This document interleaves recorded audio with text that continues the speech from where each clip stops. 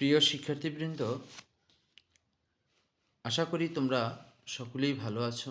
আমিও ভালো আছি। আমি তোমাদের গণিতের সমস্যাগুলো সমাধান করব।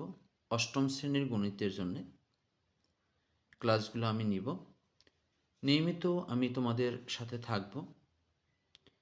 আশা করি তোমরাও আমার সাথে থাকবে এবং গণিত ক্লাসটি দেখে সকলেই উপকৃত হবে, এটা আমার বিশ্বাস। তো শিক্ষার্থী বন্ধুরা, আমি পর্যায়ক্রমে নিয়মিত ক্লাস দেব, তোমরা দেখে থাকবে। আজকে আমি যে ক্লাসটি নিব সেটা হলো অষ্টম শ্রেণীর গণিত অনুশীলনী 4.1। অনুশীলনী 4.1-এ কী লেখা আছে? একে সূত্রের সাহায্যে নিচের রাশিগুলোর বর্গ নির্ণয় করো। নিচের রাশিগুলোর বর্গ নির্ণয় করতে হবে। এখানে কতগুলো রাশি আছে, রাশিগুলোর বর্গ নির্ণয় করতে হবে। বর্গ নির্ণয় করতে আমাদের মূলত এইখানের অঙ্কগুলো সমাধান করতে তিনটি সূত্রের প্রয়োজন হবে। আমি সূত্র তিনটি তোমাদের সামনে লিখছি, তোমরা একটু বোঝার চেষ্টা করো। প্রথম সূত্রটা, আমি অনুশীলনীর নামটা একটু লিখে নিচ্ছি। অনুশীলনী 4.1 বর্গ নির্ণয়ের সূত্র। বর্গ নির্ণয়ের সূত্র কি কি লাগবে? সূত্রগুলো, এক নম্বরে যে সূত্রটা সেটা লাগবে a plus B whole square. সূত্রটা আমরা লিখতে পারি এভাবে: a square plus 2ab plus B square.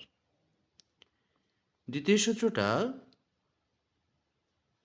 হলো a minus B whole square equal to a square minus 2ab plus B square. তৃতীয় সূত্রটা হলো a plus B plus C whole square. সূত্রটা হলো a square plus B square plus C square plus 2ab plus 2bc plus 2ca। তাহলে চলো বন্ধুরা, আমরা সূত্রগুলা আর একবার রিপিট করি একটু। বর্গ নির্ণয়ের সূত্র: এস এ প্লাস বিতে whole square, a square plus 2ab plus B square, আর এ মাইনাস বিতে whole square, a square minus 2ab plus B square. পরের সূত্রটা হলো a plus B plus C whole square, a square plus B square plus C square plus 2ab plus 2bc plus 2ca। ধন্যবাদ বন্ধুরা, সূত্র তিনটে লিখলাম। এখন আমরা অঙ্ক করার চেষ্টা করব। প্রথম অঙ্কটা কি আছে? একের ক 5a প্লাস 7b এর বর্গ নির্ণয় করতে হবে। একের ক অঙ্কটা আছে 5a plus 7b 5a plus 7b এর বর্গ নির্ণয় করব। তাহলে লেখো পাশে এর বর্গ।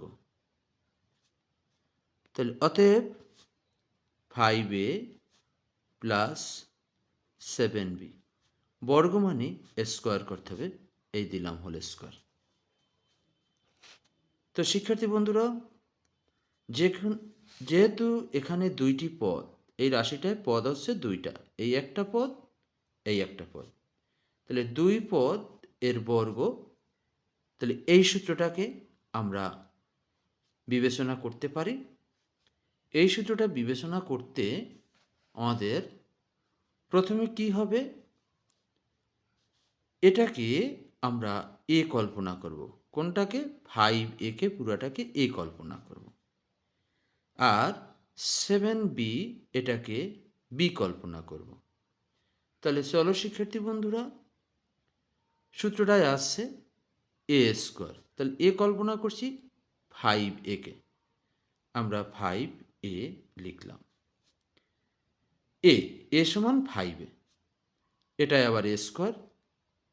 যেহেতু দুইটা এখানে সংখ্যা, এজন্য আমরা হোল স্কোয়ার দেব, এ স্কোয়ার।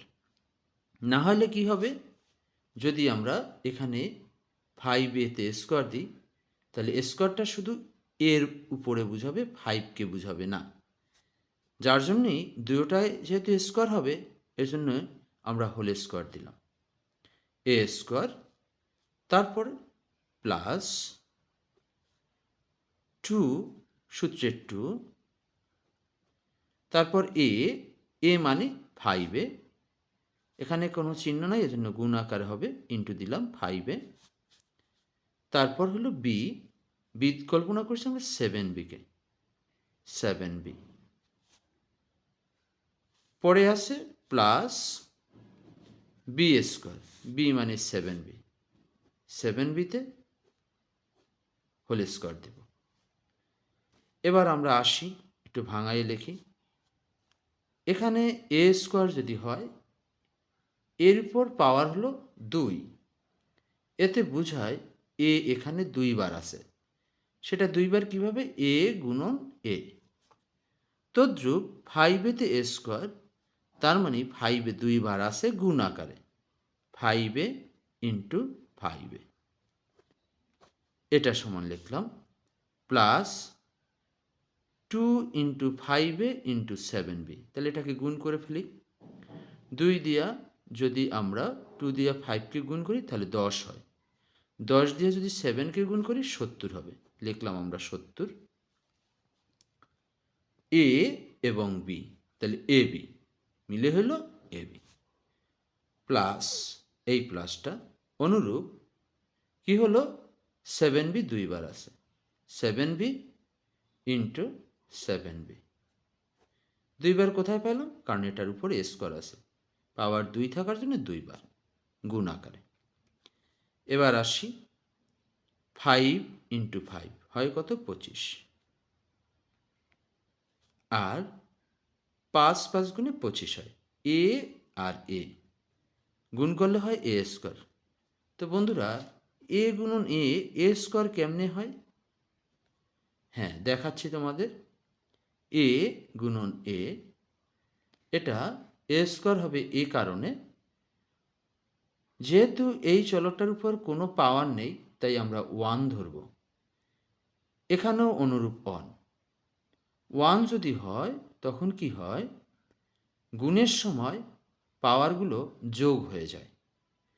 তাহলে 2টা এ থেকে একটা এ লিখব, আর এই পাওয়ারগুলো যোগ হয়ে যাবে, 1 যোগ 1 মানে 2, তাহলে কি হলো? এ স্কোয়ার, তাহলে 25 a square plus 70 a b, plus অনুরূপভাবে 7 গুণন 7 হলো 49, b into b, b square, অনুরূপভাবে এ ইন্টু এ যেমন a square, b into b a square, b into b b square. তো বন্ধুরা, 5a প্লাস 7b এর বর্গ নির্ণয় করতে বলছে, আমরা বর্গ নির্ণয় করে ফেললাম। অবশ্যই অঙ্কটা করার শেষে অ্যান্সার লেখা উচিত। তো বন্ধুরা, নিশ্চয়ই তোমরা বুঝছো অঙ্কটা। না বুঝলে আবারও চেষ্টা করব তোমাদের নিয়ে। তো আমি নিয়মিত তোমাদের সাথে হোয়াটসঅ্যাপ ক্লাসে যুক্ত থাকতে চাই। তোমরা যদি হোয়াটসঅ্যাপে থাকতে চাও আমার সাথে, তাহলে আমার ফোন নাম্বারে যোগাযোগ করো এবং নাম্বারটা সেভ করে হোয়াটসঅ্যাপে নক করো। আমার মোবাইল নাম্বারটা লিখে দিচ্ছি, একটু দেখো। মোবাইল নাম্বারটা 0192438212 0192438212। এটা আমার হোয়াটসঅ্যাপ নাম্বার। তোমরা এই নাম্বারে যোগাযোগ করলে আমাকে পাবে। আমি নিয়মিতই তোমাদের সাথে যুক্ত থাকার চেষ্টা করব। ধন্যবাদ সকলকে। বন্ধুরা, সুস্থ থাকো পরবর্তী ভিডিও আসা পর্যন্ত।